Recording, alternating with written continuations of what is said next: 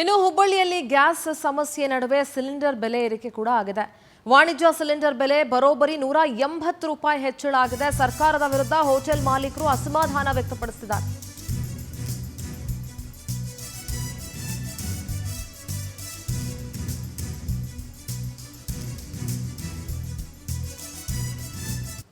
Hotel ಮಾಲೀಕರ ಜೊತೆ ಹುಬ್ಬಳ್ಳಿ ಪ್ರತಿನಿಧಿ ಮಾತುಕತೆಯನ್ನ ನಡೆಸಿದ್ದಾರೆ.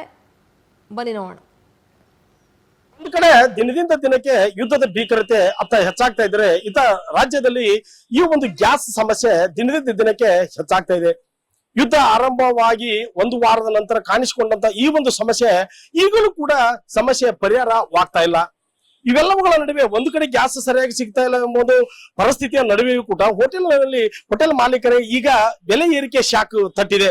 ಈ ಒಂದು ಕಮರ್ಷಿಯಲ್ ಸಿಲಿಂಡರ್ಗಳು ಒಂದ್ ಕಡೆ ಸಿಗ್ತಾ ಇಲ್ಲ, ಇನ್ನೊಂದು ಕಡೆ ಸಿಗುತ್ತಿರುವಂತಹ ಒಂದು ಕಮರ್ಷಿಯಲ್ ಸಿಲಿಂಡರ್ಗಳಿಗೆ ಬೆಲೆ ಏರಿಕೆ ಹೆಚ್ಚು ಮಾಡಿದ್ದು ಇವತ್ತಿನಿಂದ ಈ ಒಂದು ಹೊಸ ದರ ಜಾರಿಗೆ ಬಂದಿದೆ. ಸದ್ಯ ಈ ಒಂದು ವಿಚಾರ ಕುರಿತಂತೆ, ಬೆಲೆ ಏರಿಕೆ ವಿಚಾರ ಕುರಿತಂತೆ ನಮ್ಮೊಂದಿಗೆ ಮಾತನಾಡಲು ಬಸವೇಶ್ವರ ಖಾನಾವಳಿಯ ಮಾಲಕರು ಸಹಿತ ಇದಾರೆ. ಅವ್ರನ್ನ ಮಾತನಾಡಿಸುತ್ತಾ ಹೋಗ್ತೇನೆ.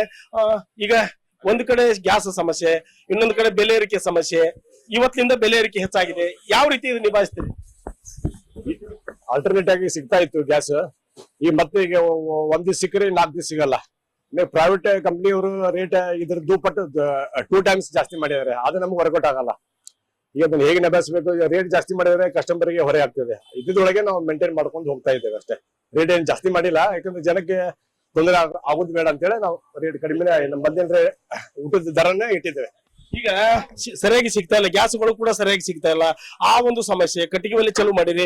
ಇದರ ನಡಬರ್ಕೆ ಇವತ್ತಿನ ಹೊಸ ದರ 180-200 ರೂಪಾಯಿ ಜಾಸ್ತಿ ಹೆಚ್ಚಿಗೆ ಮಾಡಿದ್ರೆ ಯಾವ ರೀತಿ ನಿಮಗೆ ವರ್ಕೌಟ್ ಆಗುತ್ತೆ ಅಂತ? ಇದು ವರ್ಕೌಟ್ ಆಗೋದು ಸ್ವಲ್ಪ ಸಮಸ್ಯೆನೇ. ಯಾಕಂತಂದ್ರೆ ಪ್ರೈವೇಟ್ ದಾರು ಆಲ್ರೆಡಿ ಜಾಸ್ತಿ ಮಾಡಿಬಿಟ್ಟಿದ್ದಾರೆ, ಪ್ರೈವೇಟ್ ಕಂಪ್ನಿಯವರು.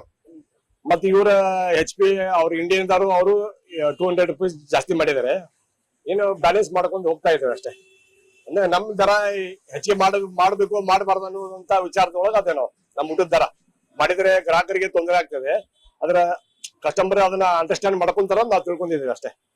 ಈಗ ನಿಮ್ಗೆ ಗೊತ್ತಿರುವಂತ ವಿಚಾರ, ಈಗ ಸಾಕಷ್ಟು ಪ್ರಮಾಣದಲ್ಲಿ ಸಮಸ್ಯೆಗಳ ನಡುವೆಯೂ ಕೂಡ ಮತ್ತೊಂದು ಸಮಸ್ಯೆ, ಮತ್ತೊಂದು ಎಡವಟ್ಟಾಗ ಅಂದ್ರೆ ಮತ್ತೊಂದು ಬೆಲೆ ಏರಿಕೆ ಆಗಿದೆ. ಇದು ಅನಿವಾರ್ಯವಾಗಿ ದರ ಹೆಚ್ಚು ಮಾಡುವಂತ ಪರಿಸ್ಥಿತಿ ಮಾಡ್ತೀರಾ ಹೇಗೆ ಅಂತ? ಮಾಡ್ಲೇಬೇಕಲ್ಲ. ಮತ್ತೀಗ ನಾವು ಸಹಜವಾಗಿ ನಮ್ ದರ ಊಟದ ದರನು ಸ್ವಲ್ಪ ಪ್ರಮಾಣದಲ್ಲಿ ಜಾಸ್ತಿ ಮಾಡ್ಬೇಕಂತ ವಿಚಾರ ಮಾಡಿದ್ದೇವೆ.